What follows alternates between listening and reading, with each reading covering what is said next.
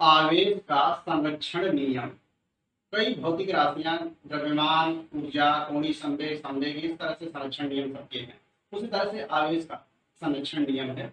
अर्थात संरक्षण नियम का अर्थ है कि संरक्षित रहती हैं किसी भी प्रक्रिया में। जो कुल आवेश होगा वो हमेशा नियत ही रहेगा, बदलेगा नहीं। स्टेटमेंट इस तरह से है, अंग्रेजी में इसको कहते हैं कंजर्वेशन ऑफ चार्ज। आवेश न तो उत्पन्न किया जा सकता है और ना ही नष्ट किया जा सकता है। इसे केवल एक वस्तु से दूसरी वस्तु पर स्थानांतरित किया जा सकता है। अतः किसी भी विविध निकाय का कुल आवेश नियत रहता है। ये कह रहा है कि आवेश को ना तो हम उत्पन्न कर सकते हैं ना ही नष्ट कर सकते हैं। केवल एक वस्तु से दूसरी वस्तु को आवेश दिया जाता है। जब एक जगह से दूसरी जगह को दिया जाता है तो एक जगह प्लस हो जाता है, एक जगह माइनस हो जाता है। तो आवेश का हमेशा स्थानांतरण होता है। प्रोडक्शन या डिस्ट्रॉय उसको नहीं कर सकते, प्रोड्यूस या डिस्ट्रॉय नहीं कर सकते हैं। अब इसका एग्जाम्पल हम जानते हैं, पेयर प्रोडक्शन की घटना होती है। युग्म उत्पादन, ऊर्जा से द्रव्य का बनना, उसको कहते हैं। और एक होता है युग्म विनाश, द्रव्यमान का ऊर्जा में कन्वर्जन।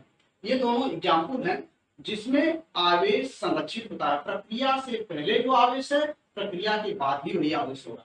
जैसे युग्म उत्पादन में युग्म मतलब पेयर उत्पन्न होता है। किससे? ऊर्जा से। अगर कोई गामा किरण फोटॉन है, किसी नाभिक पर गिरता है और उस गामा किरण फोटॉन की ऊर्जा 1.02 मिलियन इलेक्ट्रॉन वोल्ट से अधिक है, तो उस नाभिक द्वारा अवशोषित हो जाता है और एक पॉजिट्रॉन और एक इलेक्ट्रॉन की उत्पत्ति होती है।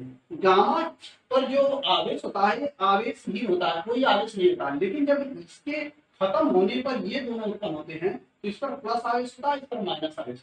जितना इलेक्ट्रॉन पर माइनस होता है उतने पॉजिट्रॉन पर प्लस होता है, और ये प्लस और ये माइनस मिलकर टोटल आवेश भी 0 हो गया। तो जो प्रोडक्शन से पहले आवेश था शून्य था, प्रोडक्शन के बाद भी कुल आवेश क्या होगा? शून्य होगा। इसको पेयर प्रोडक्शन या युग्म उत्पादन कहते हैं। उसी तरह से पेयर एनिहिलेशन, युग्म विनाश। युग्म विनाश में क्या होता है?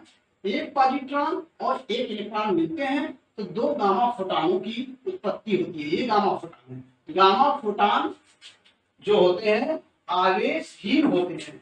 शुरू में आवेश, जब गामा फोटॉनों की उत्पत्ति नहीं हुई उस समय पॉजिट्रॉन और इलेक्ट्रॉन का कुल आवेश 0, और बाद में जब ये खत्म हो गए, एक दूसरे को नष्ट किए, तो गामा फोटॉन उत्पन्न हुआ और गामा फोटॉन का आवेश भी क्या है? 0 है। तो इस तरह से प्रक्रिया से पहले आवेश जो था वही प्रक्रिया के बाद है। इसको एग्जाम्पल के रूप में इस तरह भी दे सकते हैं कि जैसे मान लीजिए एक वस्तु हमारे पास ए है और दूसरी वस्तु हमारे पास बी है। दोनों आवेश नहीं है, आवेश रहित शून्य है। आवेश शून्य होने का उदासीन है। उदासीन का अर्थ ये नहीं कि उसमें आवेश नहीं, उसमें आवेश जितना प्लस है उतना माइनस है। तो मान लीजिए इस ए से हमने 6.25 × 10⁻18 इलेक्ट्रॉन यहां से यहां ट्रांसफर किया। इतना इलेक्ट्रॉन ट्रांसफर करने का अर्थ हुआ एक ग्राम। तो यहां से यहां इलेक्ट्रॉन गया तो यहाँ इलेक्ट्रॉन अधिक हो जाएगा, तो यहाँ 1 कूलम माइनस। यहां से इतना इलेक्ट्रॉन निकल के गया, यहाँ 1 कूलम, अब इतना माइनस कम हो गया तो प्लस अधिकता हो जाएगी, तो यहाँ +1 कूलम। प्रक्रिया से पहले जब ट्रांसफर नहीं हुआ था तब यहाँ का आवेश 0 था। अब जब ट्रांसफर हो गया तो यहाँ +1 यहाँ -1, अब भी कुल आवेश क्या है? 0 है। तो पहले दोनों उदासीन थे, अब उदासीन न होके आवेशित हो गए, लेकिन जितना इस पर प्लस हुआ उतना इस पर माइनस हुआ, तो दोनों का नेट आवेश अब भी क्या है? 0 है। तो इस तरह से आवेश का स्थानांतरण हुआ, आवेश को प्रोड्यूस नहीं किया गया, उत्पन्न नहीं किया गया। अब स्थानांतरण का अर्थ हुआ कि इस पर था आवेश, उसी को एक जगह से दूसरी जगह भेजा गया। तो इस तरह से आवेश किसी भी प्रक्रिया में क्या होता है? संरक्षित होता है।